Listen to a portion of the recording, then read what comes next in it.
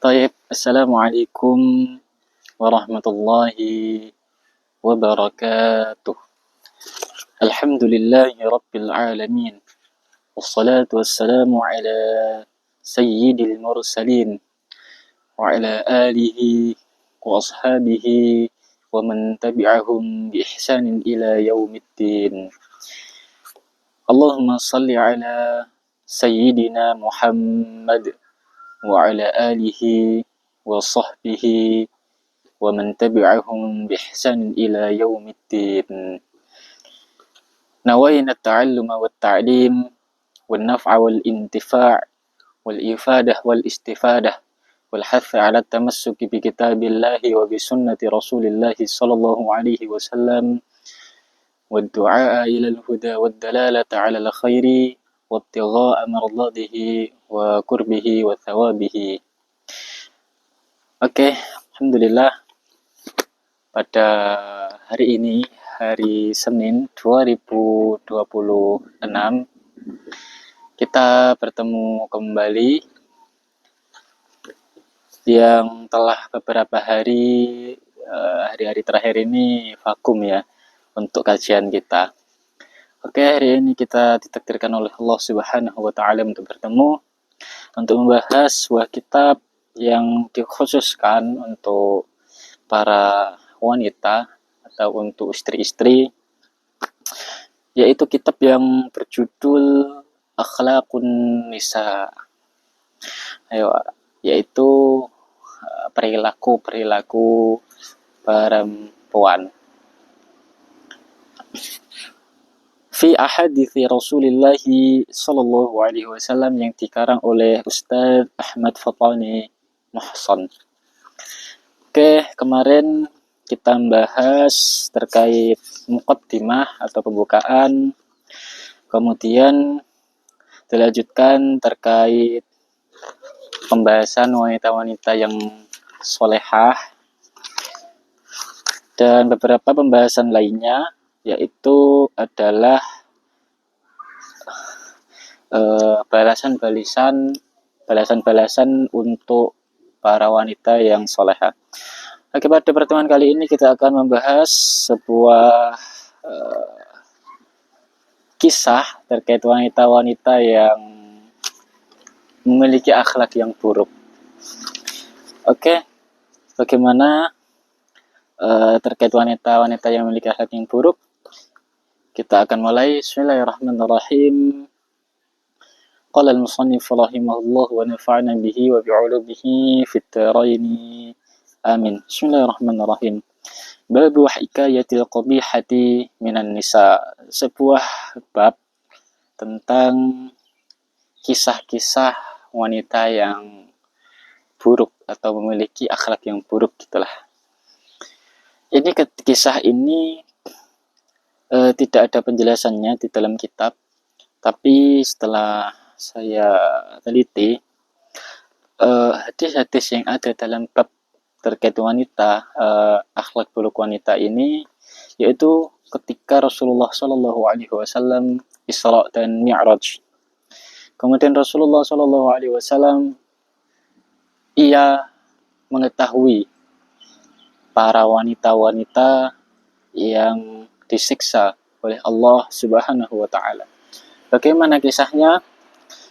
Bismillahirrahmanirrahim. Ya Fatimah, ammal mu'allaqatu bi sya'riha fakanat la taktum sya'raha minar rijal.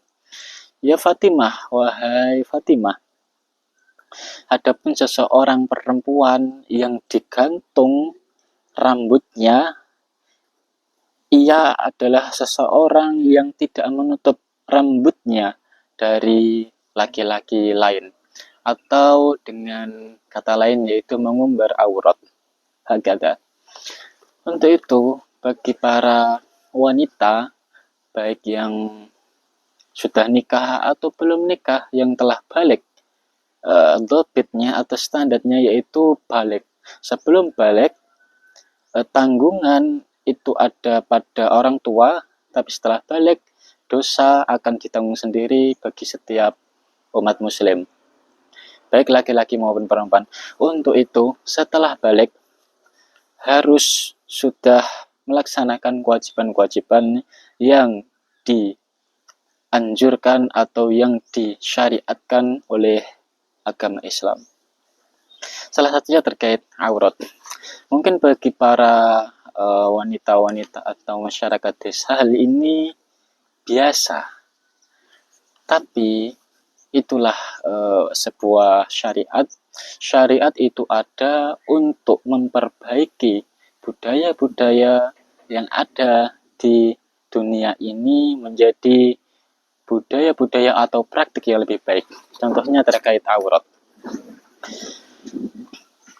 Wa ammal mu'allaqatu bilisaniha fakanat tu'zi zaujaha bilisaniha. Adapun seorang perempuan yang digantung lisannya, ia adalah seseorang yang menyakiti suaminya dengan lisannya sendiri. Nah, ini balasan bagi seorang istri yang menyakiti suaminya dengan lisannya. Ma min imra'atin tu'zi zawjaha illa ja'alallahu lisanaha yawmal qiyamati sab'ina dhira'an thumma 'ukkita khalfa 'unukiha. Kemudian tidaklah seorang perempuan yang menyakiti atau seorang istri yang menyakiti suaminya kecuali illa ja'alallahu lisanaha, kecuali Allah akan menjadikan lisannya atau lidahnya yaumal qiyamati sab'ina dhira'an. Di hari kiamat itu menjadi 70 dhira'. 70 dhira'. Thumma ukkita khalfa unukiha. Kemudian akan ikat. Lidahnya akan diikat di belakang lehernya. Diikat. Wah, ngeri. Ya Allah, ya Rabbi. Hadis selanjutnya ruwiya an Abi Bakrin As-Siddiq radhiyallahu anhu qala sami'tu Rasulullah sallallahu alaihi wasallam yaqul ayyuma imra'atin 'azzabat zawjaha bilisaniha fahiya fi la'natillah wa sukhtihi wa la'natil malaikati wan nasi ajma'in. Kita introspeksi dirilah di setiap insan, apakah kita sudah benar-benar belajar agama Islam dan mempraktekannya atau justru hanya belajar saja. Mungkin di sebuah kota A, katakanlah begitu ya, banyak para masyarakatnya antusias terhadap belajar agama Islam. Namun justru ketika realitanya praktik di rumah masing-masing, mereka justru tidak mempraktekannya. Padahal sudah ngaji bertahun-tahun, lebih dari 10 tahun. Hal ini kenapa? Ya karena memang tidak ada kesadaran bagi dirinya dan keluarganya. Padahal apa susahnya sih melakukan hal-hal yang diperintahkan oleh syariat Islam? La yukallifullahu nafsan illa wus'aha. Allah tidak akan memberi beban pada hambanya itu di luar batasnya. Ayat ini itu berhubungan dengan taklif atau beban ibadah. Nah, untuk itu menutup aurat, sholat, zakat, puasa itu apakah beban bagi kalian? Jika kalian terbebani, katakanlah sakit, ada rukhsah bisa kalian ambil. Itulah agama Islam. Hadis ini menjelaskan wanita-wanita yang mengazab atau mengolok-olok suaminya dengan lidahnya atau dengan lisannya, fahiya fi la'natillah, maka dia masuk dalam laknat Allah. Wa sukhtihi, dan wanita tersebut masuk dalam kemarahan Allah. Wa la'natil malaikati, dan laknat para malaikat. wan nasi ajma'in, dan laknat bagi manusia semuanya. Ruwiya an Uthman ibn Affan radhiyallahu anhu annahu qala sami'tu Rasulullah sallallahu alaihi wasallam ma min imra'atin qalat li zawjiha ma ra'aitu minka khairan illa akhbatallahu 'amalaha 70 sanatan walau kanat tasumun nahar wa taqumu al-laila. Ini wonderful. Oke, kita kembali. Tidak ada seorang wanita satupun yang berkata kepada suaminya, aku berkata begini, aku tidak melihatmu dari kebaikan apapun. Artinya dia mengolok-olok suaminya, bahwa suaminya tidak memiliki kebaikan apapun. Ya Allah, lihat ya. Illa akhbatullah. Kemudian wanita tersebut yang berkata demikian akan dihancurkan atau katakanlah akan dibanting oleh Allah Subhanahu wa taala atau akan tidak diterima amalnya. Nah, begitu. Akan tidak diterima amalnya 70 sanatan. Berapa? 70 tahun. Amalnya tidak diterima.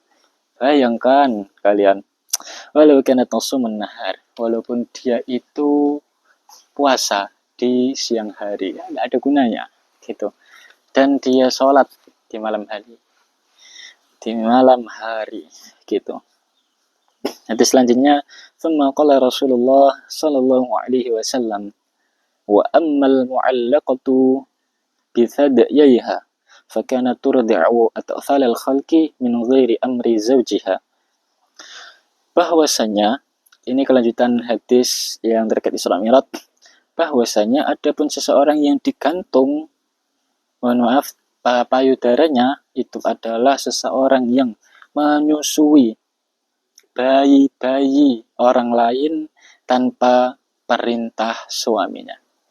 Wa amal mu'allaqatu bi rijlaiha fa kanat tukhriju min baitiha biwairi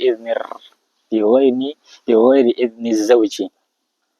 Adapun seseorang perempuan yang dimana ia digantung kakinya, dia adalah seseorang yang keluar dari rumahnya tanpa izin suaminya. Itulah susah jadi perempuan. Wala tawatasilu minal haidhi wan nifas, dan yang digantung kakinya ia adalah seseorang yang juga tidak bersuci dari haid dan nifas. Wa amallati ta'kulu jasadaha, dan adapun seorang perempuan yang makan badannya sendiri, jasadnya sendiri dimakan, itu adalah fakana tazyanu irrijali, ia adalah seseorang yang berhias bukan untuk suaminya tapi untuk orang lain. Wa tawatabun nas, dan ia adalah seseorang yang siapa? Menggibah orang lain. Kadang-kadang kan emak-emak itu kan kalau kumpul mesti digibah. Ini balasannya bagi perempuan ini. Ya, bagaimana ini hadisnya? Kita lanjut, bismillahirrahmanirrahim. Ini akan menjelaskan terkait niat untuk mandi karena haid dan nifas. Hadhihi niyatul ghusl al-haid wan nifas, nawaitul ghusla li raf'i hadatsil haidi fardhan lillahi ta'ala. Itu untuk niat mandi karena haid dan nifas. Untuk niat karena nifas, khusus nifas saja, nawaitul ghusla li raf'i hadatsin nifas fardhan lillahi ta'ala. Kemudian hadhihi niyatu lil ghuslil janabati. Liwuslil janabati, yakni nawaitul wusla li raf'i hadatsil janabati fardhu lillahi ta'ala. Untuk niat gak usah dihafalkan, gak apa-apa, karena niat bahasa Jawa, bahasa Indonesia itu mustahsah. Karena an-niyatu itu letaknya adalah fil qalbi, laisa fil lisan, walakin fil qalbi. Niat itu letaknya di hati, bukan di lisan. Hakata. Wa amal lati tuqta'u jasaduha bi miqradin minan nari fa kanat tushhiru nafsaha linnas yani liyaraw zinataha wa tuhibbu kulla man yaraha bihadhihi zinati minar rijal. Ini hadis yang cocok untuk para wanita selebgram ya namanya ya, atau tiktokers atau apapun lah. Lihat kemudian dipahami, direfleksi diri lah. Lihat nih ya. Adapun seseorang wanita yang dipotong jasadnya dipotong dimikrolin dengan gunting minanar dari neraka.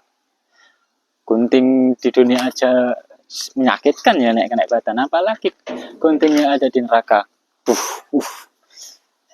Ngeri mungkin. Fakana tushiru nafsaya. Ia adalah seseorang yang menampakkan dirinya pada manusia lain atau pada masyarakat lain, yakni liyarau zinata, agar mereka para masyarakat yang ada di dunia luar atau masyarakat yang bukan mahram, untuk agar mereka itu melihat parasnya. Wa tuhibbu kullaman yaraha, dan wanita yang menampakkan dirinya tersebut senang akan semua masyarakat lain itu melihat dirinya bihadhihi zinati minar rijal, yaitu dengan paras ini, dengan parasnya yang cantik. Maka inilah wanita yang dipotong jasadnya dengan gunting dari api neraka. Sampai sini paham? Ya itulah susah itu, apalagi zaman-zaman 5.0. Sekarang kan 5.0 kan. 5.0 era society 5.0, di mana perkembangan teknologi itu semakin intens, masif gitu. Dan sudah seharusnya dengan perkembangan teknologi ini, manusia harus berkolaborasi dengan teknologi. Salah satunya medsos. Harus menggunakan medsos dengan baik-baik. Ya sendiri kan ini hukuman bagi wanita yang selalu menampakkan dirinya di medsos. Karena begitulah. Kita lanjut. Wa amalati syudda rijlaha ma'ayataiha ila nasiyatiha wa sallatat 'alaiha al-hayyat wal 'aqarib fa kanat taqdiru 'ala salati wa siyami wa lam tatawadda wa lam tusalli wa lam taghtasil minal janabah. Ini ada seorang wanita yang diikat kakinya dengan tangannya, diikat jadi satu, kemudian ila nasiyatiha, diikat, ditaruh di ubun-ubunnya, wa salatat 'alaiha, kemudian dia akan diserahkan kepada al-hayatu, yaitu ular besar, wal aqarib, dan kala cengking. Fakana takdiru ala salati, wanita ini yang diserahkan pada ular dan kala cengking, dan dia diikat kakinya dan tangannya sampai ke ubun-ubun, yaitu adalah seseorang wanita yang dia mampu untuk sholat, puasa, namun dia tidak wudhu dan tidak melakukan sholat dan puasanya, dan dia tidak mandi dari janabahnya atau haid atau nifasnya. Itu kita kan di dunia kan enak ya, di bawah kuasa Allah. Bayangkan ketika kita di bawah kuasa ular, al-hayyat dan al-aqarib dan kalajengking. Wah, bahaya. Sedikit lagi ya, beberapa hadis lagi. Bismillahirrahmanirrahim. Wa amalati ra'suha ka ra'sil khinzir wa badanuha ka badanil himar fa kanat namamatan wa kadhibatan. Adapun seorang perempuan yang kepalanya itu seperti kepala khinzir. Ma huwa al-khinzir? yakni babi. Wa badanuha ka badanil himar, dan badannya itu seperti badannya himar atau keledai. Fakanat namamatan wa kadhibatan, ia adalah seorang wanita yang suka namimah, adu domba, dan wa kadhibatan, dan suka kadhib, yaitu berbohong. Wa amalati kanat ala suratil qalbi fakanat fattanatan tabghadu zawjaha. Adapun dia seseorang perempuan yang badannya seperti anjing, itu adalah seorang perempuan yang pemfitnah, yang dimana seorang suaminya marah kepada wanita pemfitnah tersebut. Babul wasiyati 'alal mar'ati. Ini bab terakhir ya di episode kali ini.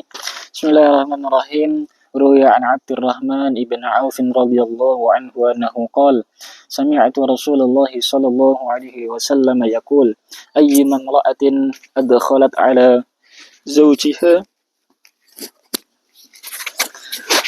bentar. Sami'tu Rasulullah yaqulu ayyuma imra'atin adkhalat 'ala zawjiha al-ghamma fi amrin nafaqati aw kallafathu ma la yutikuhu la yaqbalullahu sarfan wala 'adlan. Ini terkait rumah tangga ini. Adapun seseorang perempuan yang dia itu dengan suaminya adalah begitulah, tapi di al-gham, sumpek. Nah, khususnya dalam nafkah batin itu, maka dia tidak akan la yaqbalullahu sarfan wala adalan. Itu hukumannya. Ruwiya an Ibnu Abbas radhiyallahu anhu annahu qala sami'tu Rasulullah sallallahu alaihi wasallam yaqul idza kharajat al-mar'atu min babi dariha muzayyinatan wa mu'attiratan bit-taybi waz-zawju bidzalika radin bunya li zawjiha bi kulli qadamin baitun finnari. Ini hadis untuk perempuan dan khususnya suami lah ini. Ketika seorang perempuan atau istrinya itu keluar dari pintu rumahnya, maksudnya ini ya keluar rumah katakanlah begitu, dia mau ke kota atau kemana, dalam keadaan apa? Berparas cantik dan berminyak wangi, dan suaminya itu sedang sakit, maka bunya li zaujiha, suaminya akan dibangunkan fi kulli qadamin baitun, di setiap langkah gitulah rumah, finnari, di neraka. Itu untuk suami yang membiarkan istrinya dalam berparas cantik dan berminyak wangi keluar dari rumah, sedangkan suami tersebut sedang sakit. Wa an Abi Hurairah radhiyallahu anhu annahu qol. Ini hadis terakhir ya. Sami'tu Rasulullah sallallahu alaihi wasallam yaqul idza da'a ar-rajulu imra'atahu ila firashihi wa imtana'at fa bana zawju ghadbana 'alaiha la'anatha al-malaikatu hatta tusbih fabatat zawju. Oke. Ini terkait rumah tangga, khususnya suami istri, yaitu ketika suami mengajak perempuan untuk hubungan suami istri, kemudian perempuan tersebut menolaknya, kemudian suaminya tidur, maka sampai pagi perempuan itu atau istrinya tersebut dilaknat oleh malaikat, ya, malaikat Allah. Mungkin sampai sini terkait ngaji kitab Akhlakun Nisa. Kitab ini awalnya saya kira khusus untuk para perempuan-perempuan yang belum nikah itulah. Tapi ternyata setelah ngaji kitab ini dan baca kitab ini beberapa kali, kitab ini sebenarnya berfokus pada rumah tangga atau suami dan istri. Tapi terlepas dari itu gak apalah, semoga bermanfaat lah, walaupun fokusnya kepada suami dan istri. Oke, sampai jumpa lagi. Wabillahi taufiq wal hidayah waridha wal inayah. Assalamualaikum warahmatullahi wabarakatuh.